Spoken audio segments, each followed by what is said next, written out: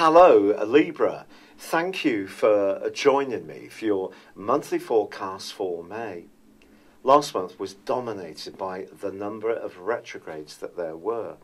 Now, some of these are still in motion, and one of them involves Jupiter, the planet of growth and good fortune, which is in your zodiac sign.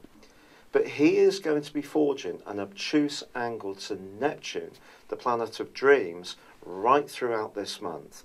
So it is going to be very important to have realistic expectations when it comes to balancing what you want to achieve as an individual against the things that other people are going to expect you to be more giving and sacrificing around.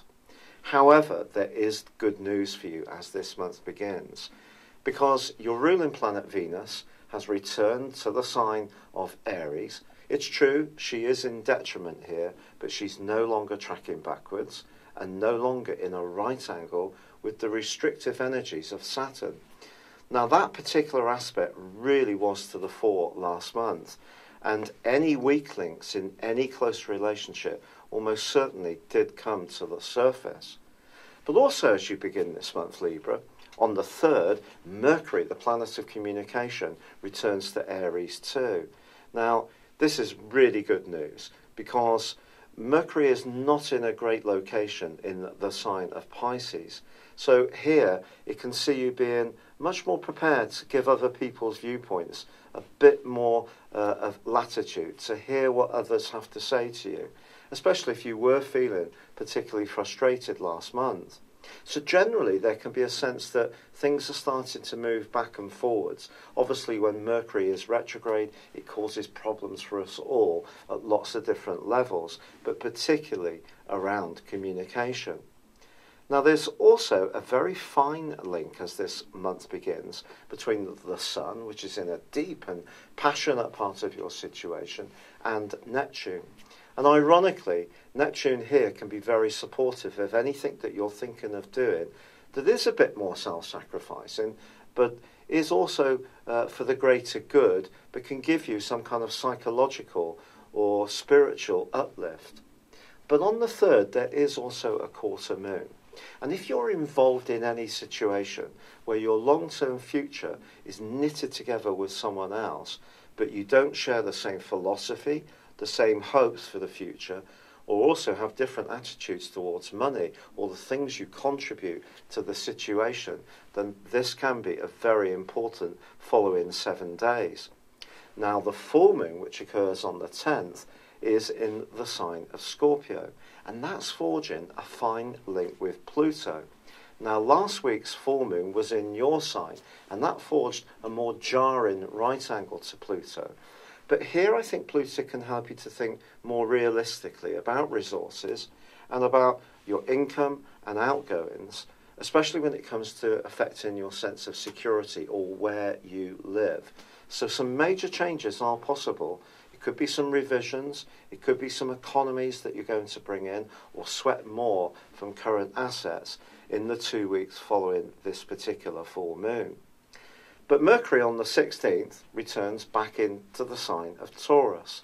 And this for you is going to give you the ability to see beneath the surface, to be more penetrative in the way that you view situations. It's not what people are saying to you, and the chances are there has been a lot more dialogue. It's more about what they really mean. And you'll have a gift to unpick these things. But in week 3, it's Mars' turn to be forging a rather tricky angle to Pluto. Now, Mars is in the part of your horoscope that's very much to do with freedom this month. And if there is a situation which is no longer serving a good purpose to you, you may decide to head to the door marked exit, particularly once the Sun moves on the 21st. But this particular aspect can be a precursor, because Pluto continues to influence where you live, how you live there, and with whom. But the 4th house, where Pluto is very sensitive. It's very emotional. Pluto tends to bring to the surface issues that we'd rather keep quiet, those secretive thoughts we have, or patterns, or attitudes. This could be linked to your family. It could be linked to the home that you occupy at the present time. But if you are wanting to open up your situation and do something more dramatic, or escape from a situation which is really far too restrictive, this week could be really quite crucial to this. Now, Mercury finally returns on the 20th to the position where it began its retrograde on the 9th of April. So anything about shared finances could start to really get untangled at that point, and it could prove to be quite a relief.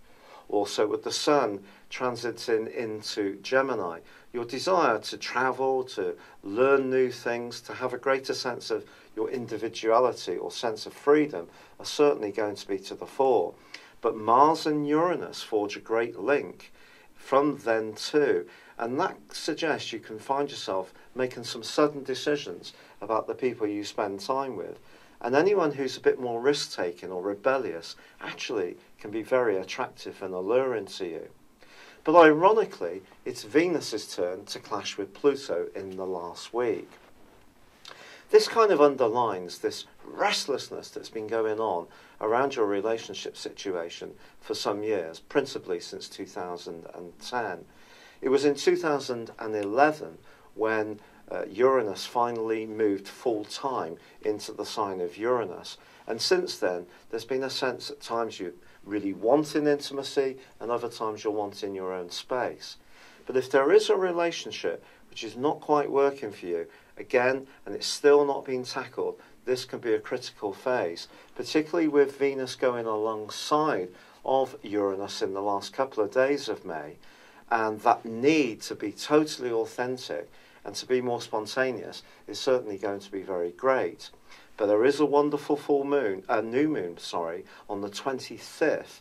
And if you are planning any vacations or to shoot off somewhere that can see your more liberated spirit come to life, this can be a wonderful time to break out and do something much more daring.